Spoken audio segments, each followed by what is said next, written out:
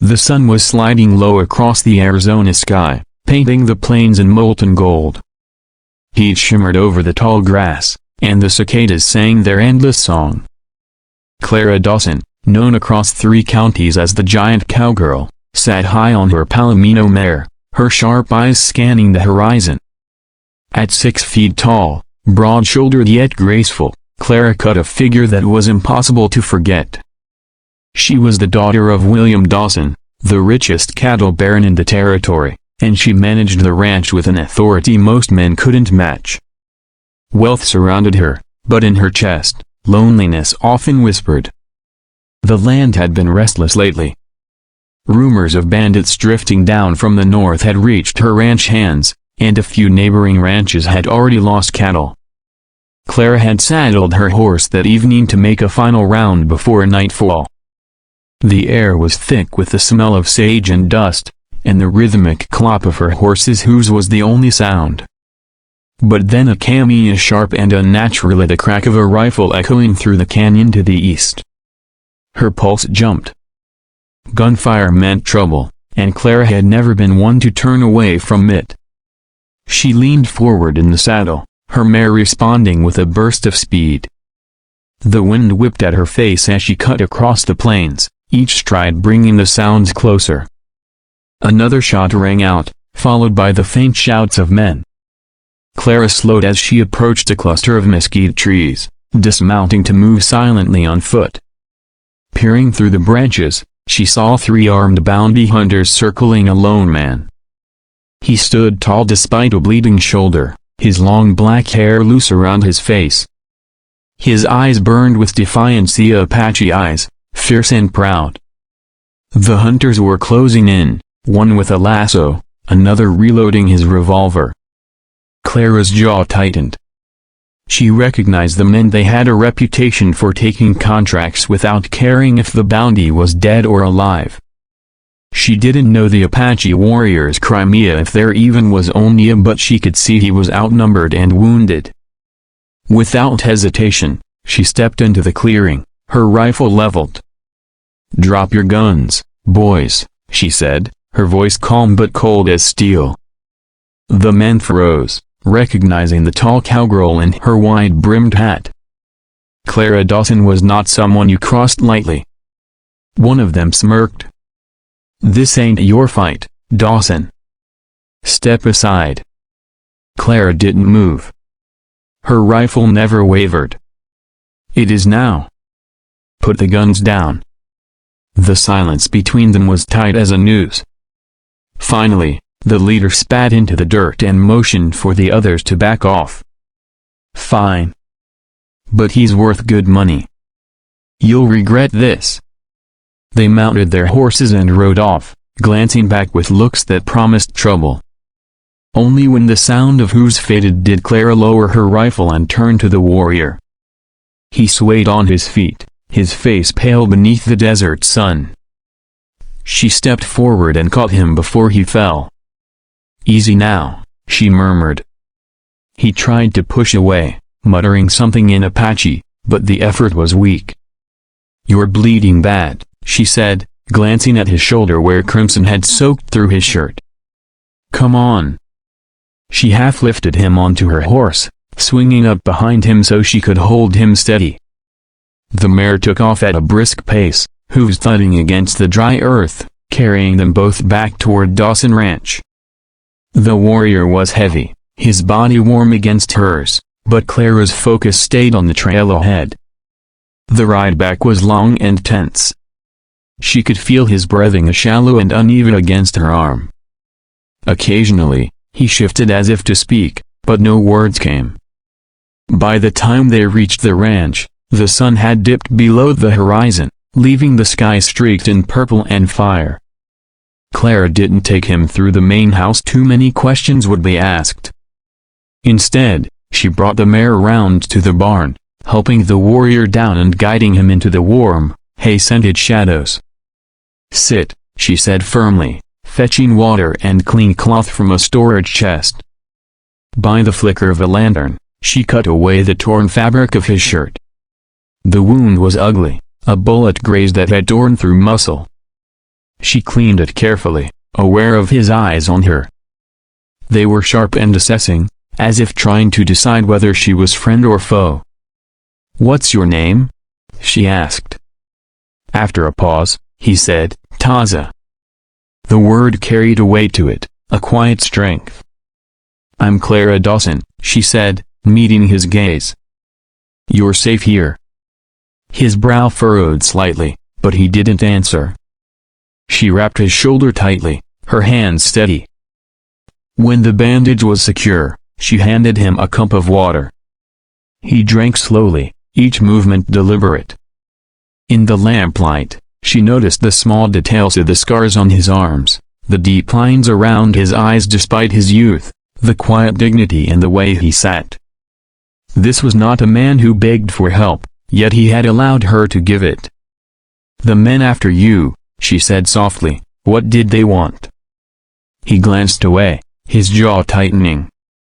"They say I killed a white traitor." "I did not." His voice was low, the English careful but sure. Clara didn't press further.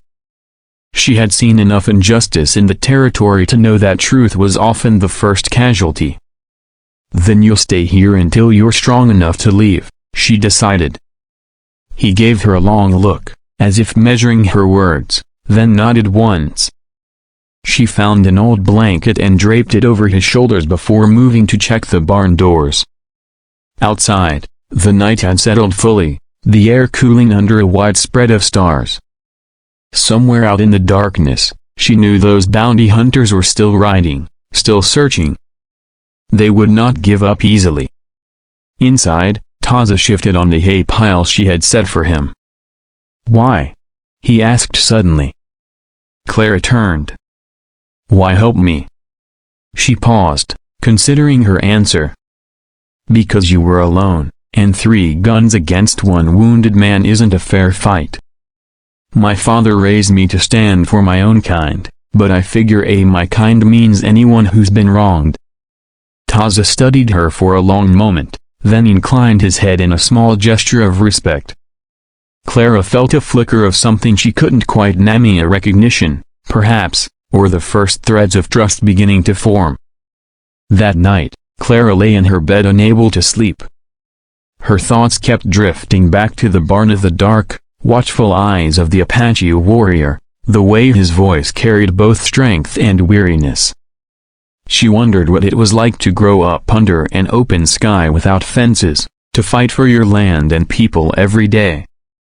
She had grown up surrounded by plenty, yet she had always felt a strange emptiness. Now, for the first time in a long while, she felt the stirrings of something different, purpose, maybe, or the faint echo of a story not yet told. Over the next few days, Taza's wound began to heal under her care. She brought him food, beans, bread, and sometimes fresh venison from the ranch cook, and changed his bandages each morning. He spoke little, but when he did, his words were precise, deliberate. She learned that he was a scout for his people, that he knew every canyon and ridge within 100 miles, and that he had been tracking signs of soldiers near their territory when the bounty hunters came. She also learned that he could move as silently as wind over stone, and that he watched everything. Clara found herself lingering in the barn longer than she needed to, listening to his quiet voice. Once, she asked if he missed his home. He nodded. "The mountains are my heart," he said simply. She understood in a way she hadn't expected. The ranch was her inheritance, but the open land beyond the fences in a wild, untamed spacia was what she loved most. In Taza, she recognized that same pull toward freedom. It was a bond neither of them spoke aloud, but it hummed beneath every exchange. Outside, the summer heat rolled on, but in the barn's dim light, something was shifting. One evening, while the sun melted into the horizon, Clara brought Taza a fresh canteen and found him standing, his strength clearly returning. "You'll be ready to ride soon," she said, though the words felt heavier than she intended. He looked at her for a long moment before speaking. "They will keep looking." She knew he was right. Those bounty hunters weren't the kind to walk away from a payday. The thought tightened something in her chest. She didn't know why it mattered so much, but the idea of him leaving or worse, being caught sat like a stone in her gut. That night, as the coyotes sang in the distance, Clara sat alone on the porch, her rifle resting across her knees. She had saved men before, her ranch hands injured in cattle drives, strangers stranded on the trail, but this felt different. There was a gravity to Taz's presence, as though helping him was not just an act of kindness but the beginning of something larger, something that could change the course of both their lives. The desert wind carried the scent of mesquite and dust, and Clara wondered what storms might be gathering on the horizon. Days rolled into weeks, and the wound on Taz's shoulder healed clean. He no longer winced when he moved, though Clara could see the stiffness in his arm. He spent more time outside the barn, helping her mend fences or driving stray cattle back toward the herd. He moved with the quiet grace of a predator, and the ranch hands began to notice. They asked questions, and Clara gave them short answers, brushing off their curiosity. Some didn't trust him, but Clara's word was law on Dawson Ranch, and when she said Taza was to be left alone, no one argued. In the evenings, they sat near the corral, watching the sun bleed across the sky. Sometimes they spoke, other times they simply shared the silence. Clara learned pieces of his life via his family living near the San Carlos River, his younger sister who loved wildflowers, his father who had taught him to track elk and read the wind. He rarely spoke of the bounty on his head, but when he did, it was with the sharp clarity of someone who had been wronged. Clara knew the frontier was full of lies dressed as justice, and Taz's story carried that bitter truth. One night, over the glow of the campfire, Clara brought him a plate of beans and cornbread. "Do you miss it?" she asked, meaning his home. He stared into the flames. "Every day," he said. "But if I return now, soldiers will come. They will burn what they cannot take." His words were steady, but she could see the shadow in his eyes. Clara wanted to tell him he could stay here, that the ranch could be his refuge, but the thought snagged against reality. The world outside their little circle would never understand or allow such a choice. The bounty hunters returned before the week was out. Clara spotted their dust trail on the horizon one afternoon and knew it was them before she even saw the riders. She told Taza to stay out of sight and met the men at the edge of her land. "Still looking for your prize?" she said coolly. The leader, a wiry man with a scar down his cheek, leaned on his saddle horn. "You seen him?" Clara met his eyes without flinching. "Not since the night you rode off. Maybe he's halfway to Mexico by now." They didn't believe her, but they rode on. That night, Taza thanked her in his quiet way, offering a carved piece of wood shaped like a hawk. "It sees far," he said. "So must you." She ran her fingers over the smooth grain, feeling the care in each stroke of the knife. "I'll keep it," she said. Something in her voice made him glance up, and for a moment their eyes locked, the unspoken thick between them. Clara had never been a woman to shy away from anything, but that look unsettled her in a way she couldn't name, like standing too close to the edge of a canyon. As summer deepened, the air grew heavy with heat and the threat of storms. Work on the ranch was endless, but Clara found herself stealing moments to walk the perimeter with Taza. They spoke of the land, the way the desert bloomed after rain, the trails of antelope along the ridges, the old riverbeds that still held secrets. She liked the way he saw the world, as if every stone and shadow mattered. In turn, he seemed to study her not just as a woman, but as someone whose roots ran deep into this soil, though her life had been so different from his. One evening, as thunder rolled low in the distance, they sheltered in the barn while rain battered the roof. The air smelled of wet earth and hay. Taza was sharpening a knife, and Clara was mending a torn saddle strap. She looked up to find him watching her. "When your shoulder is healed," she said, "what will you do?" He didn't answer right away.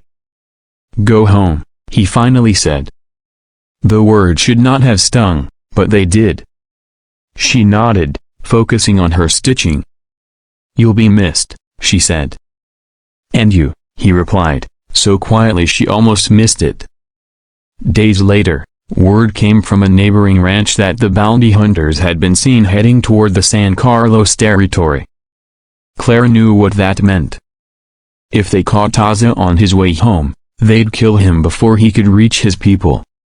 That night, she found him near the corral, his pack ready, his horse saddled. "You're leaving now?" she asked, her voice sharper than she intended. "I must," he said. "If I wait, they will find me here and bring trouble to your land." Clara stepped closer. "And what about me?" The words slipped out before she could stop them.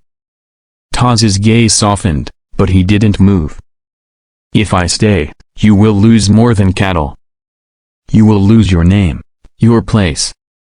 They will not forgive you for helping me." Clara felt heat rise in her chest, anger and something else tangled together. "Let them take it," she said.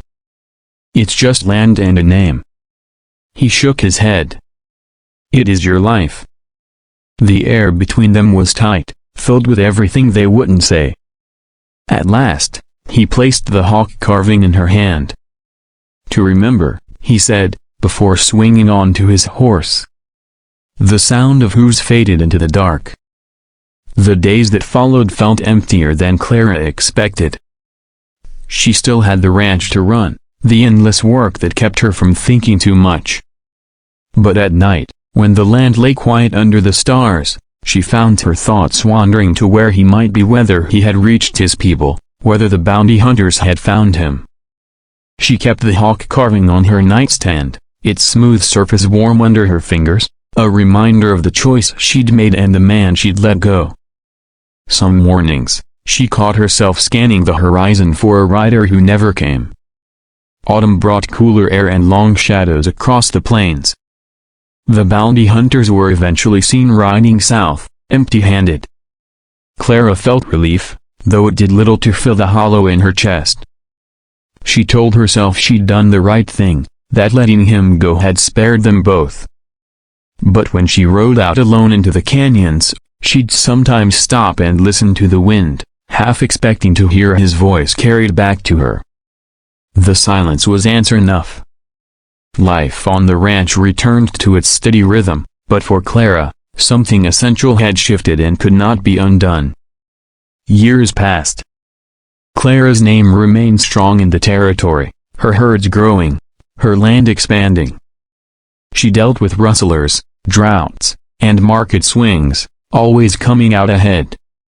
Yet no suitor ever held her interest, no man could match the quiet certainty she'd once seen in Taz's eyes. She'd never told anyone the full story of the summer he stayed at Dawson Ranch. It was hers alone, tucked away like a pressed wildflower in a book of fragile, but kept alive. The hawk carving aged with her, its edges worn smooth by years of touch, a talisman she never parted with. One winter evening, long after the day's work was done, Clara stood at the edge of the porch, looking out over the moonlit pasture. The air was cold, her breath curling white in front of her. Somewhere in the distance, a coyote called. She thought of the first time she'd seen him, surrounded and bleeding, defiant even in the face of death. She thought of the nights by the fire, the stories shared in quiet voices, the way he looked at her just before he left. She realized then that she hadn't lost him to distance, but to the life they both knew he couldn't stay in. In the end, Clara Dawson remained the richest cowgirl in Arizona, her empire unmatched. But wealth had its limits. She had saved the Apache warrior's life, had given him shelter, food, and her trust. In return, he had given her something she hadn't known she was missing, a love without possession, deep and unshakable.